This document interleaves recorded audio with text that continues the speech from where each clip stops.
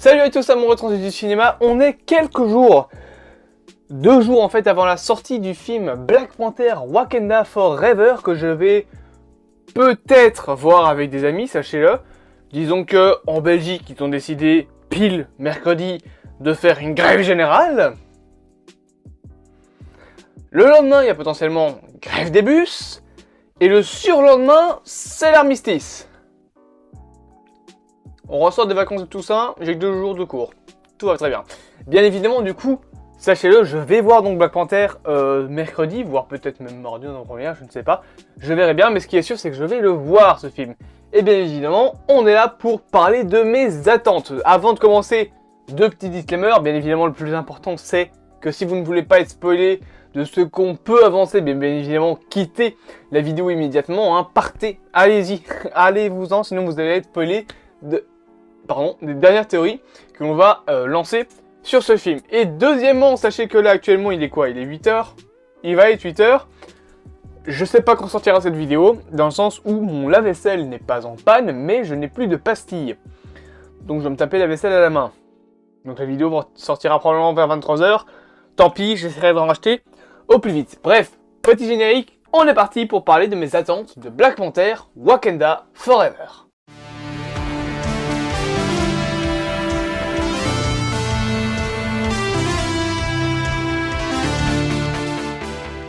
Et une attente que j'ai tout particulièrement, et je pense que je ne suis pas le seul à avoir cette attente-là, c'est concernant le personnage de T'Challa. Vous le savez, Chadwick Boseman, on va pas répéter ça tous les jours, décédé en 2019 il me semble, ou en 2020, dans ces eaux-là, à cause d'un cancer. Il jouait le rôle de T'Challa, a.k.a. le Black Panther, donc il va falloir trouver un moyen de le remplacer. De manière legit. Et cette manière de le remplacer m'intrigue beaucoup. Je ne sais pas comment Marvel va faire pour remplacer un personnage aussi récent et en même temps aussi présent dans le MCU. Black Panther était là dans une grosse partie des projets de la phase 3, à savoir du coup Black Panther, Captain America Civil War, Avengers Infinity War et Avengers Endgame, donc 4 gros films de cette fameuse phase 3, et il a été également, on va dire, présent dans What If, avec les dernières voix que Chadwick Boseman a fait pour T'Challa avant malheureusement de décéder. Mais du coup, son personnage ne sera plus présent chez Marvel, du moins T'Challa ne sera plus présent pour l'instant, puisque Marvel a annoncé qu'il n'y aurait pas de recast. T'Challa serait Chadwick Boseman et on ne va pas recast le personnage juste pour continuer l'histoire de T'Challa. Donc on va changer de Black Panther.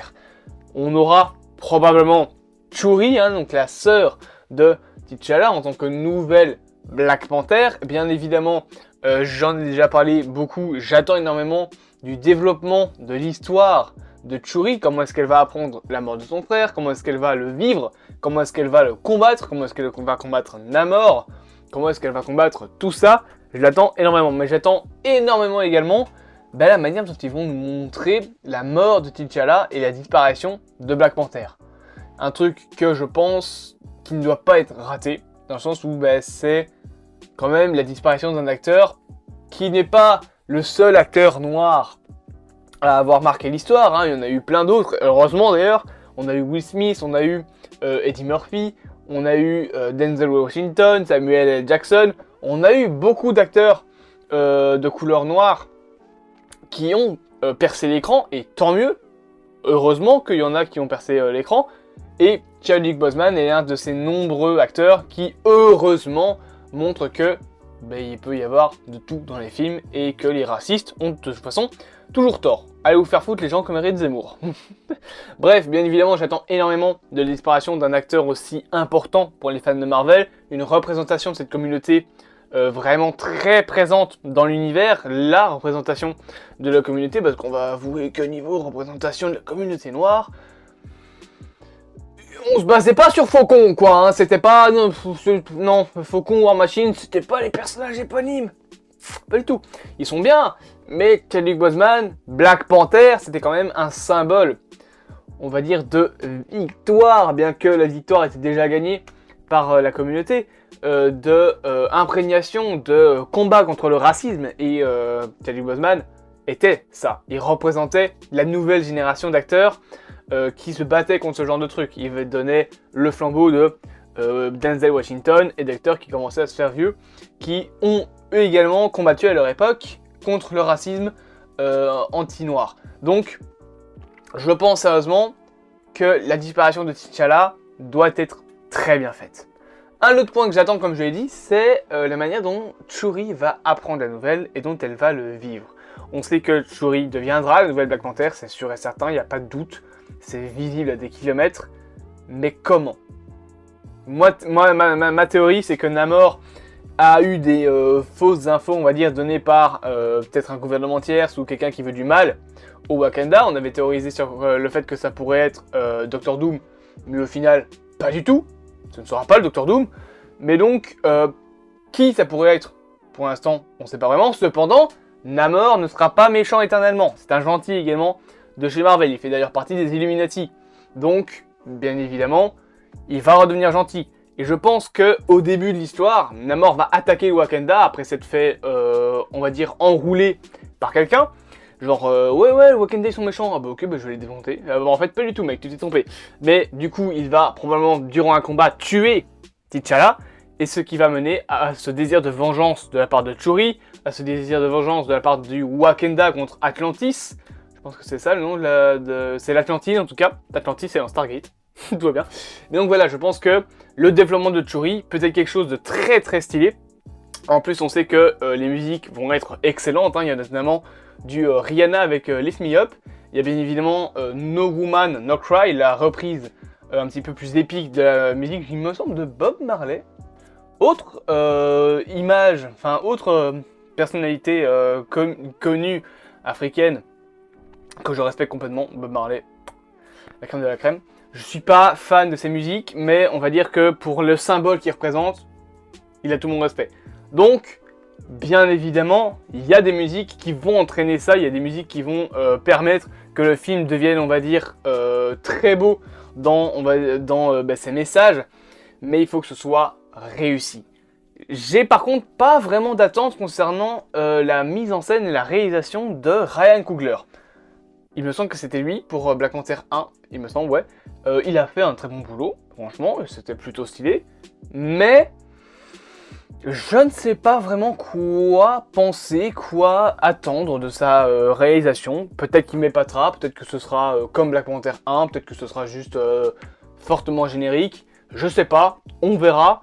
Mais je pense pas qu'on est vraiment là pour la mise en scène. Pour Black Panther 2, bien évidemment, on est là plutôt pour l'imagerie, pour le symbole qui représente le Wakanda. Après, une mise en scène travaillée, c'est préférable quand même, mais je pense pas que je vais m'attarder beaucoup là-dessus sur ma critique. Je pense plus que quand je critiquerai le film, je m'attarderai vraiment sur le message qu'il renvoie, sur le message, sur l'imagerie du film. Donc, sur le coup, la mise en scène est importante, bien évidemment, mais elle est quand même assez secondaire concernant mes attentes. Je n'attends pas vraiment grand-chose. Ryan Coogler est un bon réalisateur, je sais très bien que son film sera joli, j'ai pas vraiment d'inquiétude. Cependant, concernant le personnage de Namor, j'aimerais qu'on explore son background et qu'on comprenne pourquoi il en veut au Wakanda. Clairement. Déjà, je suis sûr et certain qu'il ne s'agira pas du grand méchant, je pense qu'il y a quelqu'un d'autre qui est au-dessus de lui, qui encore une fois l'a fisté, on va dire, enfin du moins qu'il a enroulé, qu'il a dit non, le Wakanda il est méchant, attaque-le. Alors on sait que ce sera pas Doctor Doom, mais voilà, je pense sérieusement que Namor est manipulé par quelqu'un. Mais j'attends vraiment de ce personnage qu'il soit développé comme au départ un méchant, mais qu'on découvre tout doucement qu'en fait, il veut juste se venger. Il veut juste peut-être venger la mort d'une partie de l'Atlantide, venger sa population, son peuple qui s'est fait martyriser par un empire qui s'est fait passer pour le Wakanda. Et peut-être qu'il a besoin du vibranium pour, je sais pas, se créer une armée ou un truc ainsi. Je ne sais pas pourquoi est-ce qu'il attaquera le Wakanda, mais ce qui est sûr, c'est qu'il va l'attaquer et que ça va mener à la mort de T'Challa. Ça, c'est sûr et certain. Donc, concernant mes attentes, bien évidemment, le décès de T'Challa et donc le décès de Chadwick Boseman et le respect autour de tout ça, les traditions du Wakanda également, je pense que ce sera le sujet également du film, ce sera également une... pardon, j'ai le hockey. Une manière en fait d'explorer encore plus les traditions et l'histoire du Wakanda. On sait que... c'est pas impossible. Donc je disais qu'on sait que soit une série, soit un special serait en préparation sur le passé du Wakanda, mais pourquoi ne pas plus un petit peu le développer, notamment pour ce qui est du Wakanda avec la géopolitique. Comment est-ce qu'il s'en sort pour la démocratie et la diplomatie avec les autres pays? Comment est-ce qu'il fait pour vivre dans un endroit où tout le monde veut les ressources du Wakanda, mais le Wakanda a été pendant longtemps fermé au reste du monde. Faudra voir comment tout ça sera mis en place, sera montré. Et surtout, un autre truc que j'attends énormément, c'est l'intégration de Iron Heart, la nouvelle Iron Man. Bien évidemment, c'est ni Spider-Man ni War Machine. Ça paraissait, je pense, un petit peu logique que War Machine ne se dévoile pas comme étant le nouvel Iron Man. Parce que passer de War Machine à Iron Man, c'est casser son principe, son histoire. Donc il restera un War Machine. Par contre, que Iron Heart devienne entre guillemets la nouvelle Iron Man, le temps notamment que Morgan Stark finisse par grandir, ça par contre, ça pourrait être cool. Ça pourrait être sympa et surtout ça pourrait être enfin un passage de flambeau entre Iron Man et un personnage Beast qui pourrait donc être Iron Heart, et peut-être qu'on aurait, comme dans les comics, une intelligence artificielle à l'effigie de Tony Stark qui aide Iron Heart. Après, il y a un truc que je me pose quand même comme question, c'est comment est-ce qu'elle arrive à avoir une armure aussi performante dans les trailers de Black Panther, là où dans les images de Iron Heart, elle a une armure un petit peu plus, on va dire, bourrine. Le truc, c'est le Doomslayer, et il est musclé et tout. C'est plus l'armure fine, notamment qu'on a pu voir dans les jouets, qu'on a pu voir dans le trailer, avec les jambes élancées, et un petit peu juste, en fait, une armure d'Iron Man, mais aux couleurs un petit peu plus du Wakanda, avec du noir, du or et du rouge. Je ne sais pas comment se passe l'évolution des armures d'Iron Heart, je n'en sais strictement rien. Peut-être que c'est pas une question de technologie comme Iron Man, hein, peut-être que c'est juste une question de goût de la part d'Iron Heart, je ne sais pas, je ne sais rien. Je ne sais rien, je ne connais pas beaucoup ce personnage, mais j'espère vraiment qu'elle sera stylée et qu'elle pourra, si Tony Stark ne revient pas dans le MCU, le remplacer officiellement. Et je pense que Stark ne doit pas revenir, donc avoir un remplaçant, enfin on va dire, d'Iron Man, bien évidemment, ça doit arriver et ça va arriver. Après, encore une fois, je ne pense pas que le film va teaser grand chose pour le MCU. Et ça, c'est peut-être un des trucs qui me fait un peu prendre du recul sur le film, c'est on sait qu'il y aura une scène post-crédit. C'est sûr.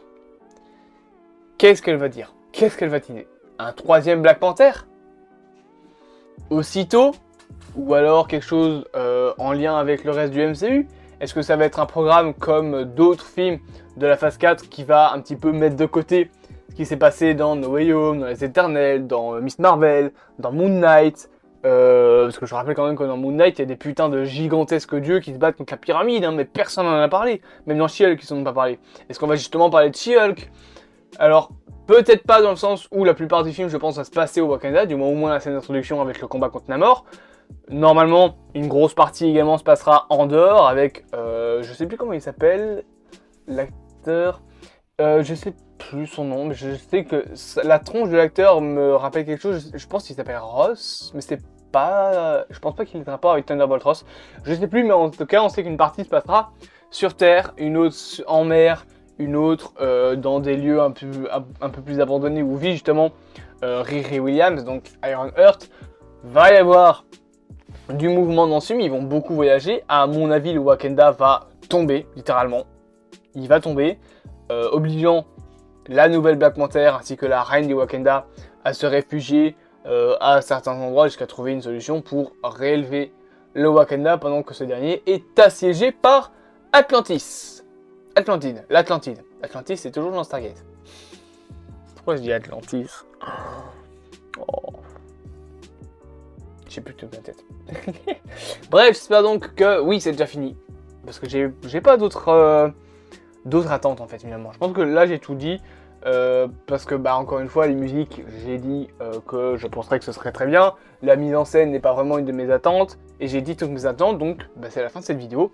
J'espère que cette petite vidéo du coup vous aura plu. Bien évidemment, n'hésitez pas à vous abonner, à partager, à liker et à commenter, à me dire vos attentes du film Black Panther Wakanda Forever. On se retrouve demain pour une petite vidéo surprise. Il est possible qu'elle arrive, il est possible que non, je ne sais pas. Et mercredi, je verrai bel et bien Black Panther Wakanda Forever à 13h45 précisément au Stuart. Donc s'il y en a certains d'entre vous qui veulent venir me voir, sachez que le Stuart c'est un cinéma qui se trouve à la Louvière en Belgique. Voilà. C'est pas une info parce que j'habite à la Louvière, hein. Ne venez pas essayer de piller toute la ville pour essayer de me retrouver. Juste sachez qu'à 13h45, je serai à la Louvière si jamais il y en a qui veulent me voir. Voilà, tout simplement. J'espère donc que cette vidéo vous aura plu. Bien évidemment, vous me connaissez, je reprends mon clap. Je vous dis à demain pour cette petite surprise que je vous prépare. Vous allez voir, la vidéo va être assez drôle finalement, assez spéciale, mais bon, petite vidéo que j'avais envie de faire, voilà. Et bien évidemment, je l'ai dit sur Twitter, je le redis ici. Merci à All Loki, c'est ça son pseudo, qui a beaucoup aidé pour la réécriture, on va dire, du script du prochain 5 points positifs, 5 points négatifs. Je ne sais pas si tu vois cette vidéo, mais sache que je te remercie énormément. C'est super sympa. Voilà.